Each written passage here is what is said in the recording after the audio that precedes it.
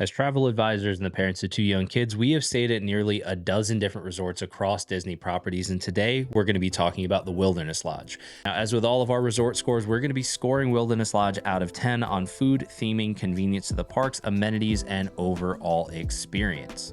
But first, let's start with the food. So for food, we gave it a score of 8.5 out of 10. Now, Whispering Canyon Cafe is fun and has great food. Geyser Point is a standout lounge, and if you have not tried the bison burger there with the berry compote on the side, sounds a little bit weird, but it is delicious.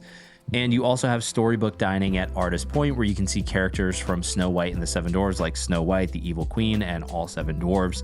So dining is pretty good at Wilderness Lodge, and you'll find that commensurate with most deluxe resorts. Now for theming, we give Wilderness Lodge a 9 out of 10. Now this is a super high score, especially for a place that doesn't necessarily have a ton of Disney theming, but the theme of itself, the design of it being an actual wilderness lodge or you're in a national park lodge is incredible.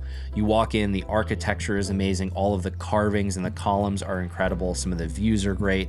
And overall, it just feels like you've been transported somewhere completely different. Now, when it comes to convenience of the parks, this is where it does knock some points off. We gave this an overall score of 7.5 out of 10.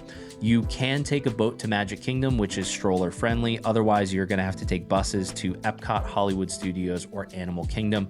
Now, when it comes to amenities, Wilderness Lodge gets a score of 8 out of 10. Now, they have a nice feature pool. There's a nice quiet pool area as well. And there's also a kids area where they can climb on what kind of looks like a jungle gym, but there's a bunch of water, there's buckets they can dump and slides they can go down. So if you have younger kids, it's a perfect option. When it comes to overall experience, we're talking staff friendliness, room cleanliness, all of that.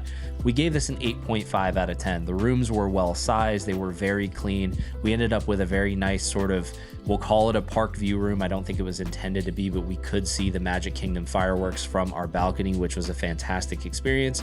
And overall, the lodge feel makes it feel really cozy and like not really at Disney World, but you still have access to everything that Disney World has to offer.